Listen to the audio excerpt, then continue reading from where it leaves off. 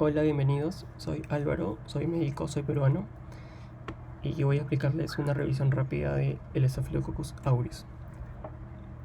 El Staphylococcus aureus es una bacteria gram positiva. ¿Qué significa gram positivo? Significa que en el microscopio lo vamos a ver de un color morado. Es un coco, esa es la forma de la bacteria, un coco. ¿Y qué significa Staphylococcus? Significa coco, obviamente, como su nombre lo dice, coco. Y estafilo significa cluster o racimo, ¿no? Por ejemplo, en el microscopio lo vamos a ver mediante esta forma, como si fuera un racimo de uvas de color morado. Otro concepto importante es que las bacterias, los cocos gram positivos, se dividen en el grupo del Staphylococcus y el Streptococcus. ¿Cómo se diferencian ambos? Mediante una enzima que es la catalasa. Mediante esta imagen vamos a entenderlo mejor. Normalmente se produce lo que son las especies reactivas de oxígeno para poder destruir bacterias. Lo que ocurriría normalmente es que esto es el peróxido de hidrógeno. Mediante la mieloperoxidasa se convierte en HOCl. Esto, que en inglés se llama bleach, lo que hace es que la bacteria se destruya. Pero ¿qué es lo que pasa con las bacterias que son catalasas positivas? Tienen esta enzima, la catalasa, que hace que el peróxido de hidrógeno se convierta en agua con oxígeno, que obviamente no destruyen las bacterias. Entonces, eso es lo que ocurre con el Staphylococcus aureus. Hace que no se produzca el bleach y no puedan destruirlo, ¿no? Es un mecanismo de protección para no ser destruido. Y esto ocurre con todos los Staphylococcus aureus, epidermidis y saprophyticus. Entonces, con ese concepto vamos a dividir a los Staphylococcus en dos grupos: coagulasa positivo y coagulasa negativo. ¿Y qué es la coagulasa? La coagulasa es otra enzima que lo que hace es que transforman el fibrinógeno en fibrina y esto produce un coágulo. Entonces, mediante este test podemos diferenciar al Staphylococcus aureus, que va a producir el cambio de fibrinógeno a fibrina, produciendo un coágulo, a diferencia del Staphylococcus epidermidis o saprophyticus, que hacen que no, como no tienen esta enzima, hace que no se produzca el coágulo en el test. De esa forma diferenciamos al grupo del Staphylococcus.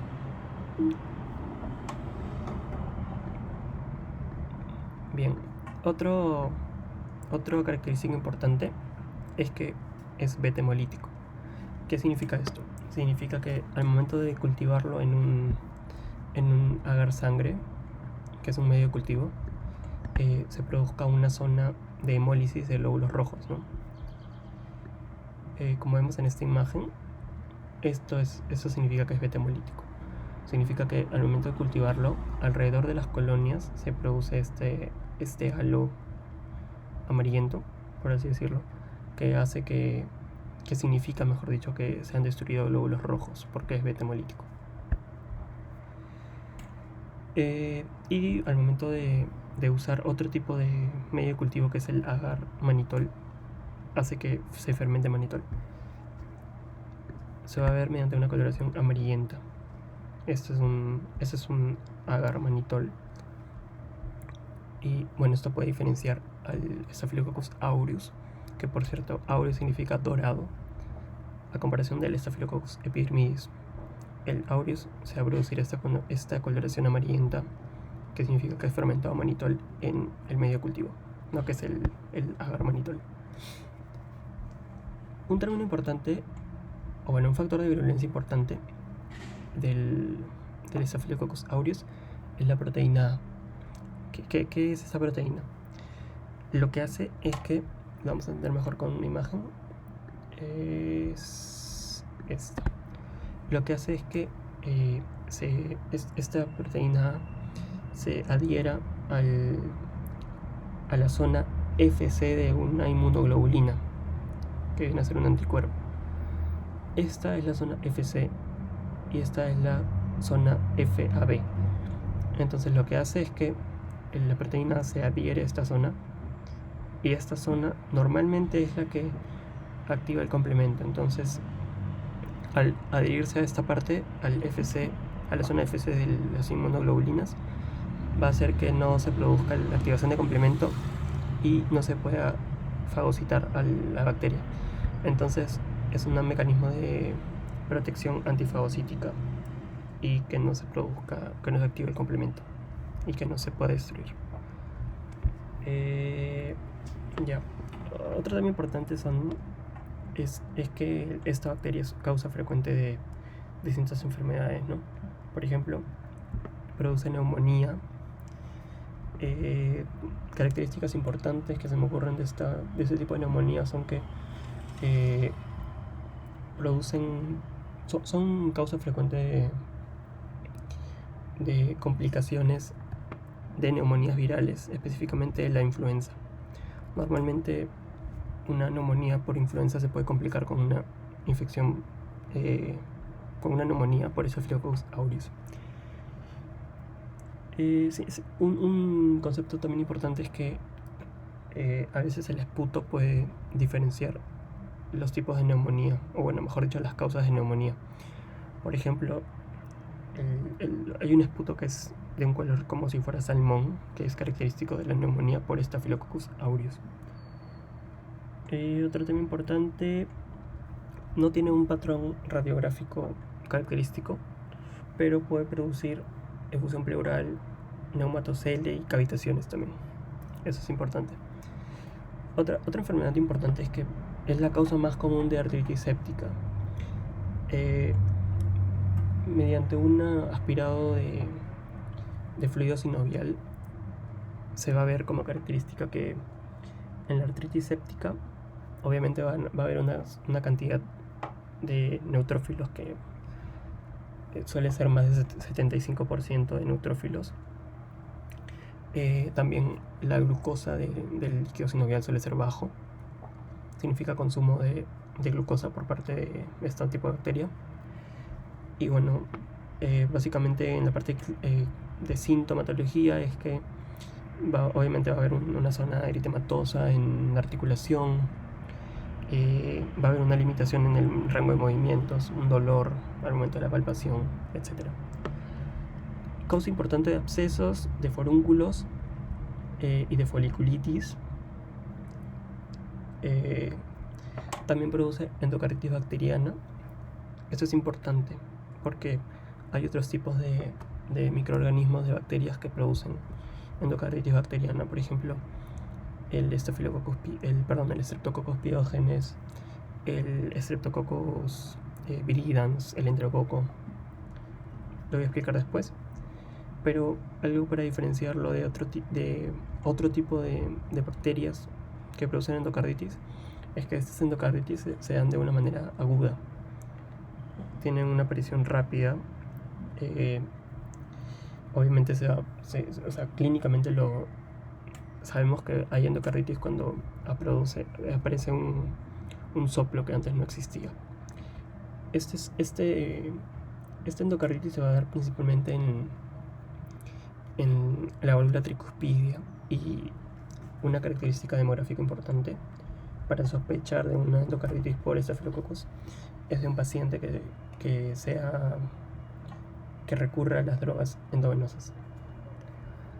Osteomielitis, causa importante, de hecho la causa más importante de osteomielitis, la causa más común, ¿no?, de osteomielitis en adultos.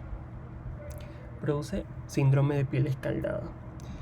Esto se da por otro factor de virulencia, que es la toxina exfoliativa, que lo que produce es que haya una destrucción a nivel de la unión de los queratinocitos en el estrato granuloso, ¿no?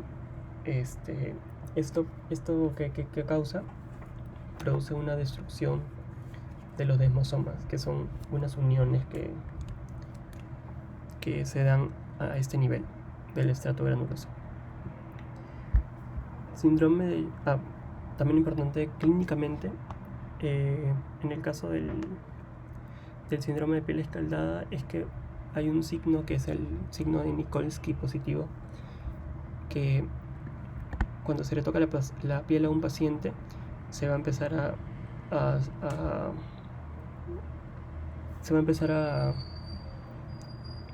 descamar, por así decirlo, mediante el mínimo contacto. Síndrome de shock tóxico. Esto se produce por otro factor de virulencia que actúa como un superantígeno, que es el TSST1, que lo vamos a ver mediante esta imagen. Actúa como un superantígeno.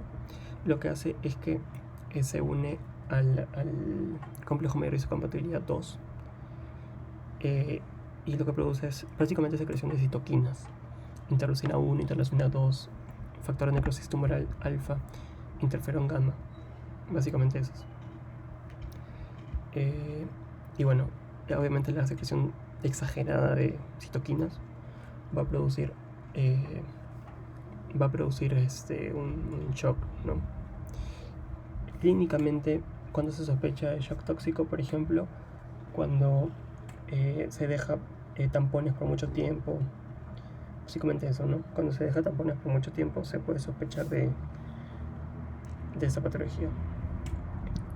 También cuando dejan gasas después de operación, ¿no? Y otro tema importante es que también produce intoxicación alimentaria, ¿no? Que estos normalmente no nos acordamos, más asociamos Staphylococcus aureus a una infección en la piel, ¿no? Pero también produce intoxicación alimentaria. ¿Cómo sospechamos de esto?